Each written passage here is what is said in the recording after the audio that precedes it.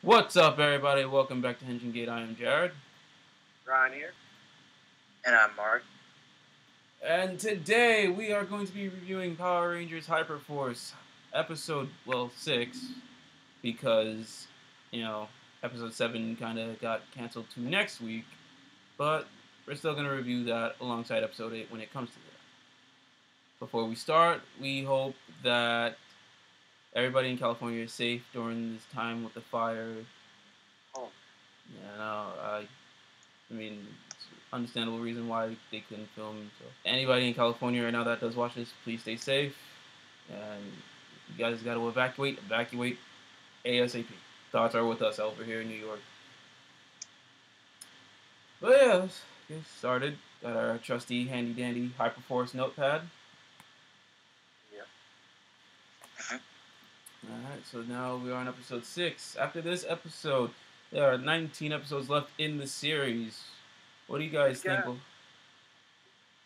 Well, I mean, I'm gonna be sad when this ends. What do you guys? Are you guys gonna feel a little upset when this ends? I am definitely gonna. I would actually be a little bit upset. Yeah, I'm gonna be upset. I am. I'm loving this. Oh, and Glad you are. Another side note: this isn't sponsored by Hyperforce or Hyper RPG at all. This is a fan speaking to other fans. Sign up for the Hyperforce app. It's it's part of the Twitch thing. So when you guys do watch Hyperforce live, you guys can help give the Rangers energy and whatever they need to progress the story onwards. They definitely need those energy. Yes. Alright, so where we left off at, these Rangers landed in the time of RPM, as you can see in my background of Netflix playing Power Rangers. We are in the RPM world, baby. The Rangers. Side note, if I look distracted, that's because I'm actually doing something. So ignore me looking to the side sometimes. Okay, continue. Yeah. Yeah, so they're off to Corinth. This is right now the beginning of chapter 2 in the Hyperforce story arc. So that's pretty cool. Alpha 55 is down, but I think it's because he is damaged. He's damaged because he's probably infected by these, Vengeance viruses, which they're fighting in this show. Oh boy, and then Alpha, he knows a lot of information, so that's a big problem. Mm-hmm. And that's a big plus for Vengeance if you can access that. Ooh. I didn't think of that. Oh shit, yeah, you're right. Leader of the refugees, M, she knows a thing or two about computers, and that I took note on that. Like, oh, okay, that's pretty neat. So she can handle herself. That's why she's leading these people. And then Chloe, she had a light in the mood, saying she's worried about her burrito maker. Well, she's not the only one that would be worried about. Of course you would be, Ryan. You would be worried about your food. Burritos, man. Touche. Now,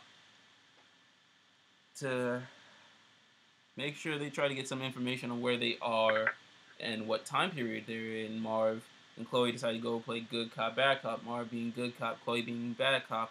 Obviously, they meet this dude who's basically like the snobby rich people, like Summer's family over here in RPM. So they're like that snooty rich people, got nice hair and whatnot. They're the snobs with the good hair. We find out we learn in the episode that one of the snobby people they meet, his name is Chaz Winchester. That kind of was cool because it made me think of Supernatural with the Winchester brothers. I think I got a little too ahead of myself. No, I think I'm good. I paid attention to more key things in this, so. No, they find out the year there, and it's 2009. The year RPM aired. That was like 3-4 years after the Vengeance virus had plagued the Earth. And if you've seen our top 10 villains list, you already know what went down. You know why, and you know how we feel about this. But that's true. He was like one of the successful villains of Power Rangers. I'm not even talking about Vengeance. I'm talking about Alphabet Soup. Oh, okay. Oh yeah. Yeah, the bigger bad. Yeah. So let's not. I'm gonna try not cuss because I don't want to cuss. So they find a pickup truck and they start, traveling. They Vesper knows how to hotwire it, so she does. She hotwires it, and then um, they're on their way to Corinth. And, Eddie, he's still trying to flirt with the Vesper, even though after he looked like he got friend zoned last episode. Yeah. So Eddie's getting his Mac on. Then Vesper confides into him. She's like really being vulnerable. She's like, before all this, I didn't know it was like having a team, having a family, having even a single friend. We find out she was an orphan. So I'm like, oh, okay, that's interesting. And so being with this team, she doesn't feel alone. And Eddie being that nice guy, he's like, you were never alone. You always had us. We're always gonna be there for you. So being nice. Oh, okay, Eddie, that's nice. That's actually really sweet. That's really nice that he's letting her know this because it's gotta be that friend. You gotta comfort your friends in times of needs like this. And then during all this, Marv and Chloe, they're eavesdropping. It's like, Eddie's just like, yo, man, be cool, Marv. God, that's why I feel a little bit of a connection to Marv, and I can relate because it's like I feel like I would do the same thing with my friends, or even you guys, where trying to mac with some girl, I'll be like, oh yeah, y'all get that stuff. But while they're eavesdropping, Marv and Chloe, they're like, oh, call her beautiful. Let her know she's beautiful. So, so Eddie, he goes and uses his best words like, oh, you're smart, you're funny, you're cool, and you're very beautiful. That tugged at my heartstrings real quick. And then I made a little note that, Chloe and Marv, they're just the greatest wing people ever. Yeah. After that, made a nice little note that Vesper asked out Eddie. He's like, after this whole thing of being Rangers is done, how about we go out sometime? And she's like, oh, we can go to like a gym, punch some, punching bags or dummies. So a Vesper-esque type of date, but it was still sweet. And it was like, ah! I clapped. I was like, yes, Eddie won this round, people. And then she's like, oh, if you tell anybody about this, I'll deny it. I'm going to call it off, and I'm going to break your leg with the little Ranger Bud wrench I gave you a few episodes ago. I'm like, ooh.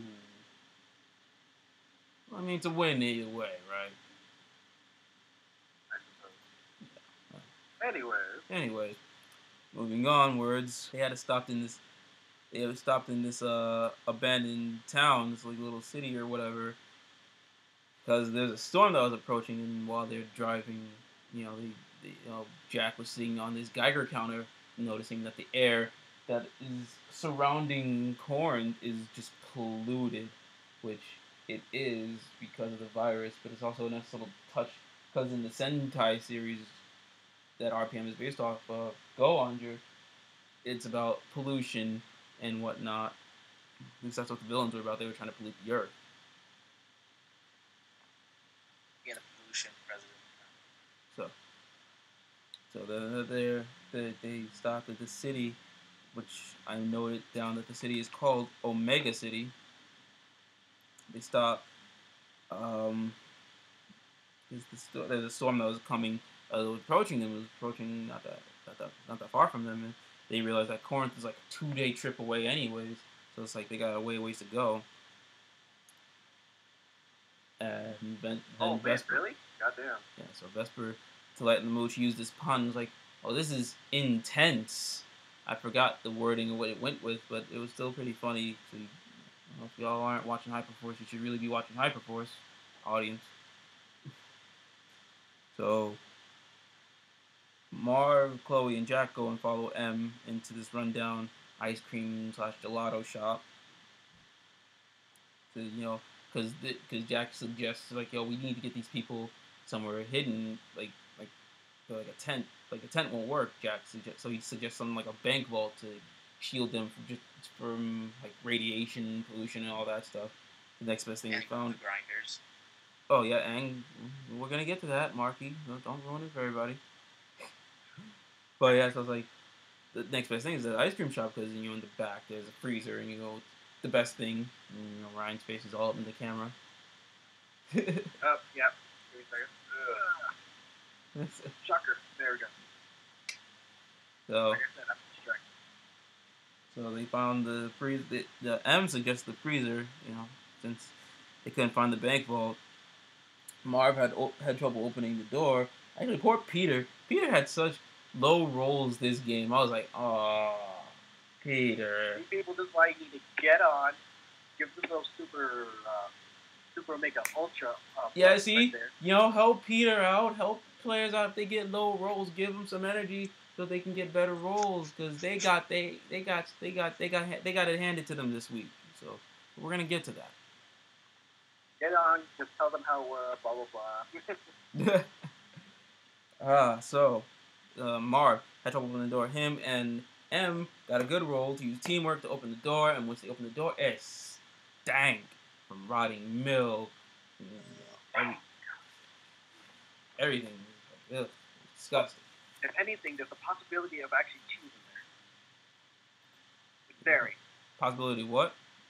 Of cheese. Cheese, milk. It was just rank. I mean, it's still dairy, and cheese is aged. Yeah, all the types of dairy was just rotted.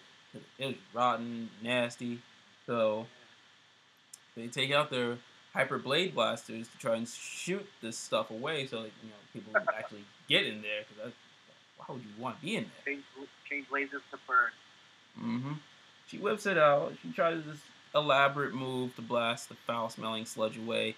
She slipped, and Marv caught her, but she ended up with some sludge on her foot. Marv had sludge in his face. I was like, oh, poor Marv.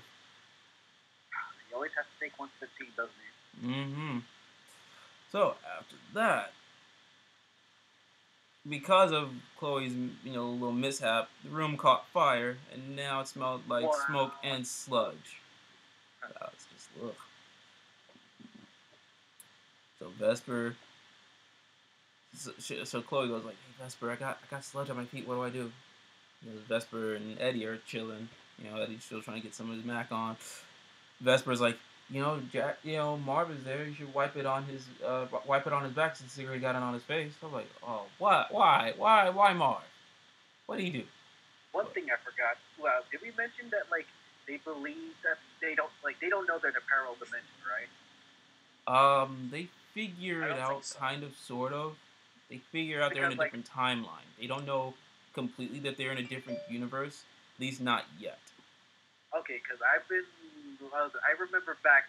I'm actually checking back on the video, and they're mentioning they think they accidentally changed the future. Yeah, they think they messed up the timeline. They think they messed up the future, and it's like, okay, I can understand why that's not in their history books because they figure out this is not in their history books. This didn't happen. This isn't. And that's why they don't remember this. Yeah, because this is alternate history. Why would they ever mention? Yeah, it's part of Ranger history, so to a point where they know that it is a different universe. So during that time, getting to the complicated side now. Yeah, slightly. It's all complicated. It's Doctor Who-esque type of complicated, but we're not gonna get to that. Oh no, let's not bring that in there. So Eddie's chilling with Vesper. He's just way distracted. He's like, "Oh, Vesper, you're funny." I was like, "Jesus, man, get a grip. She already asked you out. You won." Eddie and Vesper, since they're outside of the shop, they just try to help the refugees gather some materials. Eddie's helping out his family, trying to get some wood for fire, and Vesper is trying to talk to the snobby family, Chad, the Winchesters, trying to cut their hair. He's like, "Oh, your hair is so nice. Maybe I'll get a little cut." I don't think that worked out for her in the end. Luckily, Jack cleaned up the sludge, and the storm was getting closer to them. So to get the people inside for safety, you don't want them stuck in the storm. I think what had happened. I know that eventually in the story, I don't know. I didn't really take that much of a note of that. But there's a big gust of wind that just flies open the door in the back, and they have to keep it shut. Because they don't want glass or anything to hit the people before they get to Corin, because that'll just be terrible. Marv and Jack keep watch outside. You know, they're former cops, so that kind of fits their MO. Oh, right. And then Vesper, you know, tries to think of a way to entertain the people to keep their mind off things. So she's like, maybe we could, you know, show them how to punch and dodge. I'm like, Jesus Christ, Vesper. Radiation, man, and hunger. She's like, oh, maybe we'll show them how to throw a punch and how to dodge it. I'm like, when did Vesper turn to Piccolo? Maybe this is affecting her deeply somehow. Oh, shh. What? Fine, whatever, fine. So, we also learn in this episode that Jack is not the reason why Marv got fired from Time Force. So I was like, ooh, I can't wait to find out what really happened. And then Eddie, Chloe, and Vesper hear this weird noise, this weird humming noise coming from the back. And while from the outside where Marv and Jack are, grinders are starting to approach the shop. So they stand guard on that. Vesper sings this unique-esque song to calm the people down, and the crazy robot that the humming noise came from, busts through, passing them, flying outside, and now more grinders are coming to the shop, and they take 3 shots at Jack and Marv. They shot 3 times. 2 of them missed, but one of them hit Marv because he rolled low. I went, Jesus, Marv. I also made a little note that Pauly Shrier is just great, and the entire cast of Hyperforce they're just amazing. They're great. Jack turns on his Hyper Blade Blaster into sword mode, and then Marv tries to climb up this column to see how many more grinders and see how far away. He sees 5 of them, and he tossed a rock at him for a distraction, but because of this big gust of wind, it didn't work in his favor. I.e., he rolled low. So, Vesper comes as a backup. She tries to go on the attack. She tried this little sweep and kick. She got one of the grinders, but another one she tried to got away. And then Chloe goes outside to help. Eddie's the one just holding on to the back door to keep it from opening again. Chloe, she's out here trying to protect Vesper. She attacks 3 of the grinders, and she sliced and diced them. So she got a good roll on that one. And Eddie, he's concerned about Vesper. He's like, yo, Vesper, are you okay? I mean, he's concerned about his team, too. He's like, hey, guys, are you okay? But Vesper, are you okay? You need anything? Need some juice? Like, he's worried about his team, but he's concerned more about Vesper, obviously. So the flying robot monster comes back. He tries to get through the back of the shop. So he grabbed Eddie, the Winchesters, M, and one of the heavyset dudes that's part of the refugees. They all band together and push the door to squish the robot, but like the robot monster like a bug, so it's squished. Andre, he was throwing mad good rolls to a point. We're gonna get to that. And he had a nice little pun. He's like, well, this was an open and shut case. That was. Well, I gotta give him points for making that on the fly, but okay. Oh yeah, no, their improv skills are amazing. And then M, the female refugee leader, she's starting to feel on Eddie. She's throwing him a little wink, like, oh, I'm like, whoa. And then Eddie's just like, nah, I'm good, I'm taken. Then Eddie, using his snake-like abilities, goes inside the store, sneak on some grinders and attacks. He was getting good rolls to the point where he got them grinders. So he tries to rush back to make sure, because the door was ripped open and the refugees were taken away by some grinders. So that was bad. M felt so terrible that her group was taken away like that, and like the Rangers was like, nah, we're gonna get them back. But basically it was just an ambush. It was a trap. Like the grinders were just the distraction so that they can get the refugees back. They took the Winchester's motorhome that they were rolling in, and they head off to wherever they were following the tracks, wherever they can find the refugees, because the storm starts to lighten up, so they were able to see some tracks. And within the motorhome, they spot a CV radio, and on the radio in that and the pickup truck they were in, they hear Doc K, who you see here on my screen. Thank you for that timing, Doc K. they hear her broadcasting to come to the Dome City of Corinth. So they had to go get the refugees, and they're like, oh, maybe it's on the way to Corinth. No, because Corinth is one way, the track to where the refugees were taken are the other way. And, being the Power Rangers, being the heroes, they had to go save the refugees from the evil that was taking them. They start getting close to where they need to go. Chloe climbs up this hill, and she notices that there's this ominous building, and obviously a Vendix factory. He's not on screen yet, but yeah, it's the Vendix. And then we see some robots on motorcycles, which are just the Vendix foot soldiers. Alright, I forgot. I rarely see them on motorcycles, but yeah, I remember that. Yes, you got robots on motorbikes. I know, crazy. And if you guys got that little reference, it's basically a twist on words of card games on motorcycles. But yeah, that's that. Vesper morphs. She's going all gung-ho. She's getting all gung-ho, that's how she is. Then everyone else morphs. Because they gotta go over there to go to that Vendix factory. Marv gives M his Hyperblade Blaster so she can protect herself. Vesper, so we had a technical difficulty, but we're back, and where we left off was that, M was given Marv's Blade Blaster to protect herself, and while they were in the ice cream shop, M had a fire extinguisher to protect herself. Now they use that to put on the gas on the motorhome so that they can use it to distract the grinders outside so that they can get in and save the refugees. There were basically a huge swarm of grinders coming at them, up to 200 of them, give or take. And the refugees were trapped in this outdoor alleyway in between the two sections of the factory. It was guarded by 3 grinders, so Jack kicks on the horde because he's like, yo, big Jack time. And then Marv and Chloe try and go and help the refugees.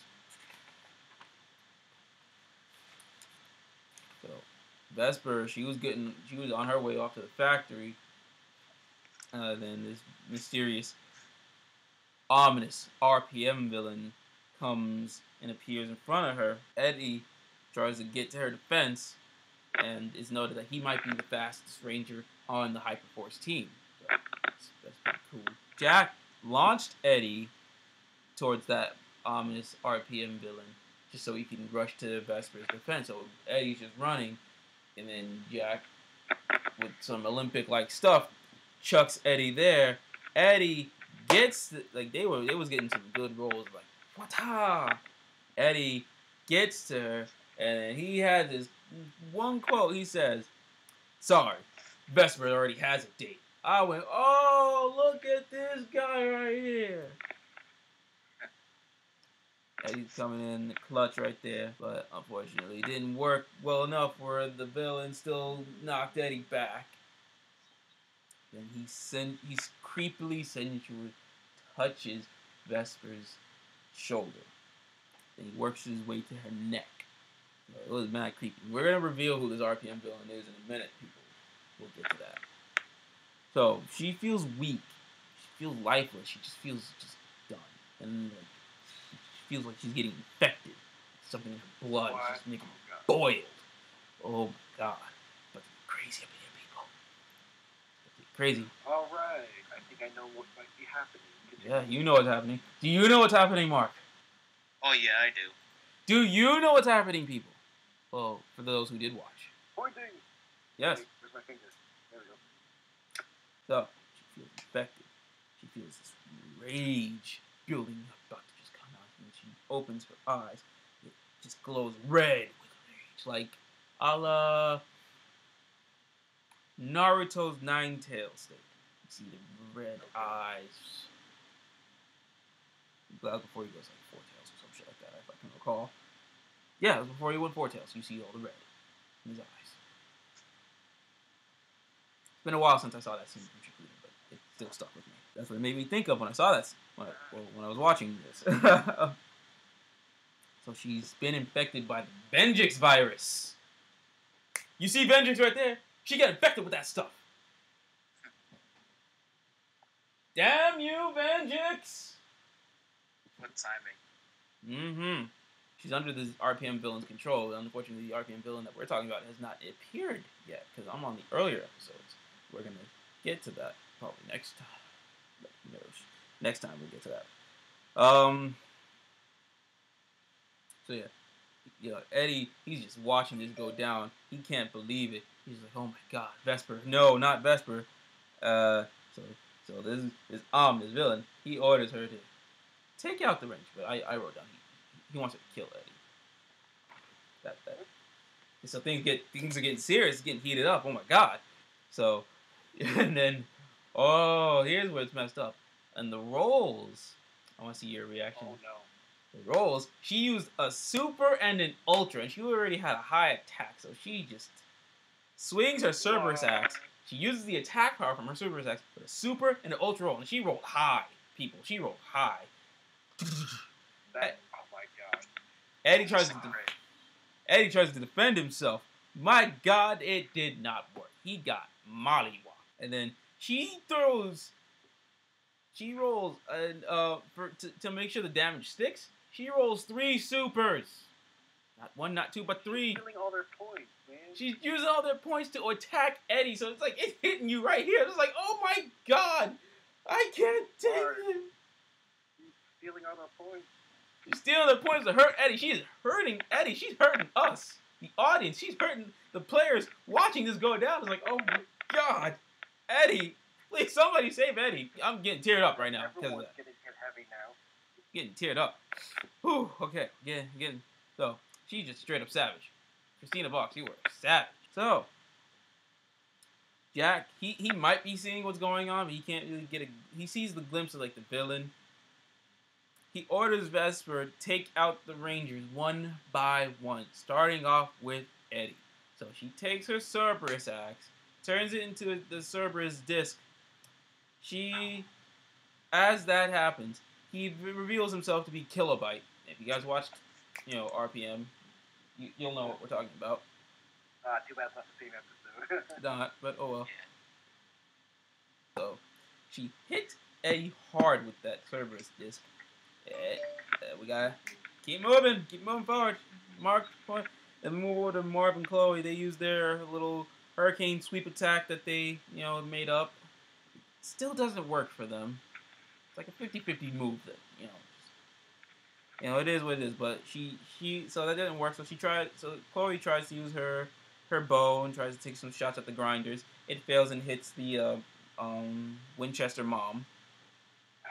That kind of sucks. Okay. It hits Chaz as well, so it's like hits him on the shoulder.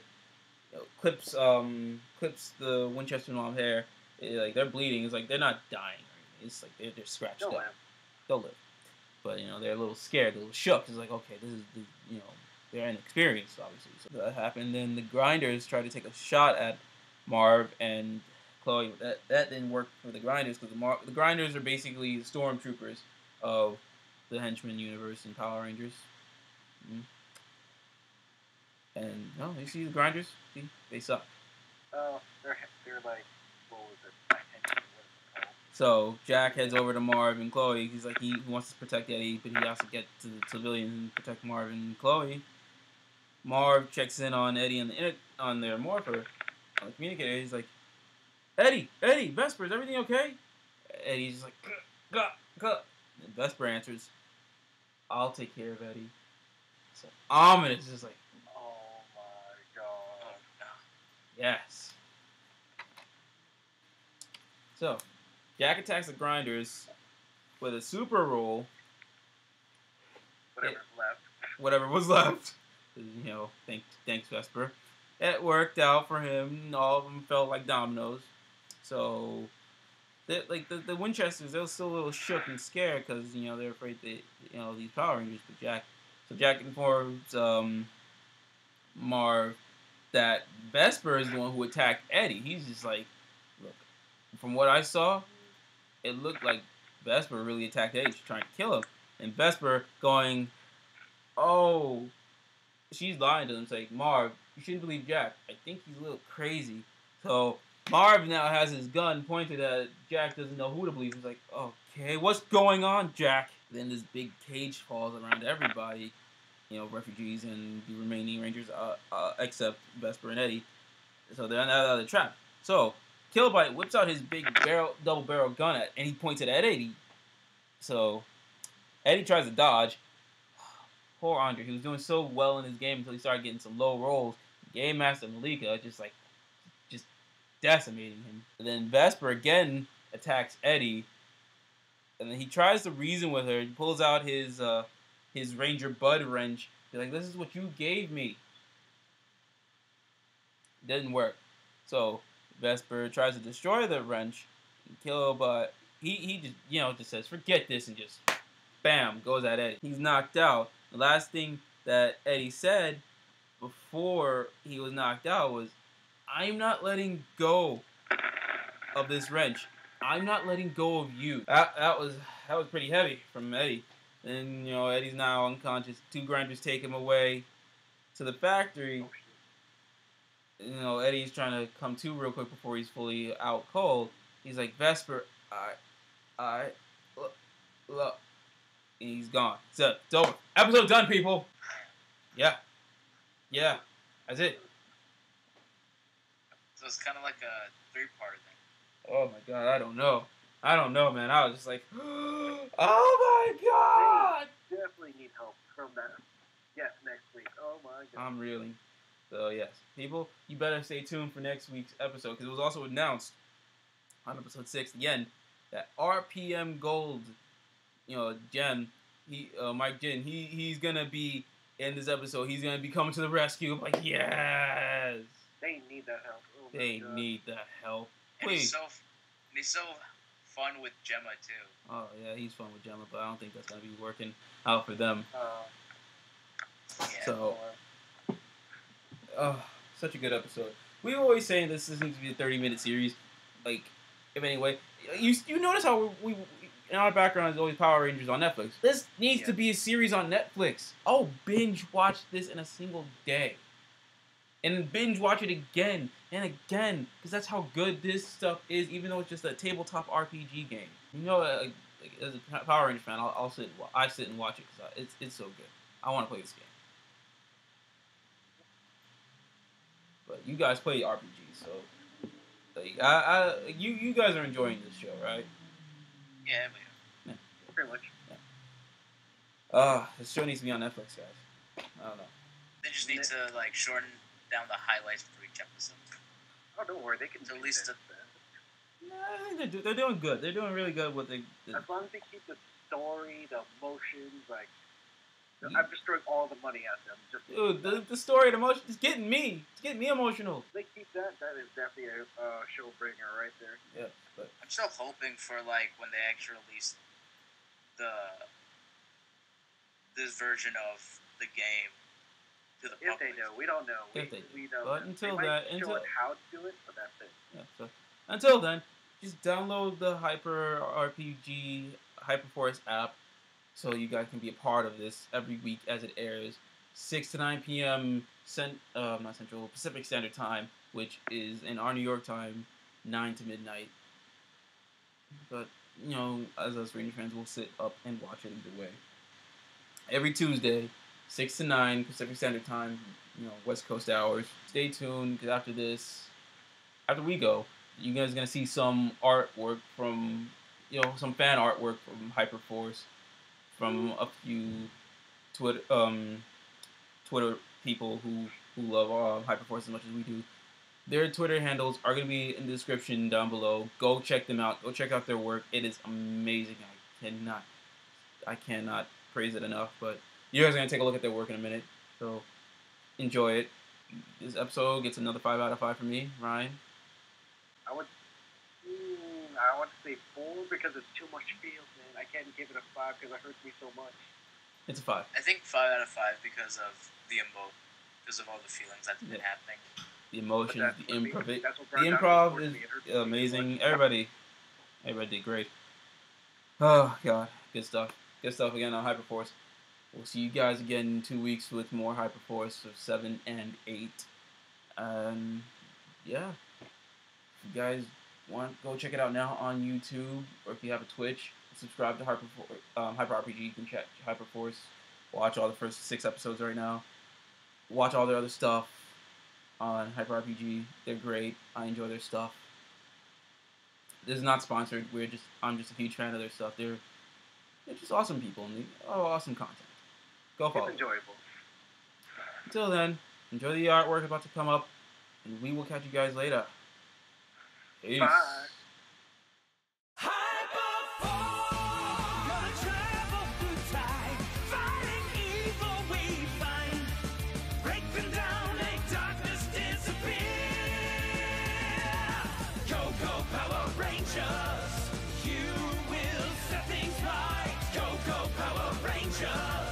You will fight with all your might. Power Rangers.